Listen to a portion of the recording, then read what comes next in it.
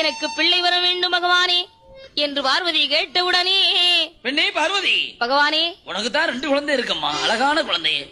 மூத்த மகன் கணபதியோ தாயை போல் பெண் கேட்டு சந்திக்கு இருக்கிறான். ஆமா. இளைய மகன் வேலவன் வள்ளியை மனம் முடிந்து குலத்தனமா அலையிறான் என்று பார்வதி கேட்டவுடனே பகவான், பார்வதி என்ன, உனக்கு இனிமேல் நான் குழந்தை வரம் கொடுத்தேனே, ஆனால் அந்த குழந்தையால் சிறுமையைத்தான் இருக்குமே தவிர உனக்கு நன்மை இருக்காது, பெருமை இருக்காது பார்வதி. ஓஹோ என்று சொன்னவுடனே பார்வதி எப்படி இருந்தாலும் பரவாயில்லை, எனக்கு குழந்தை வரம் தான் வேண்டும் என்றாள். சரி.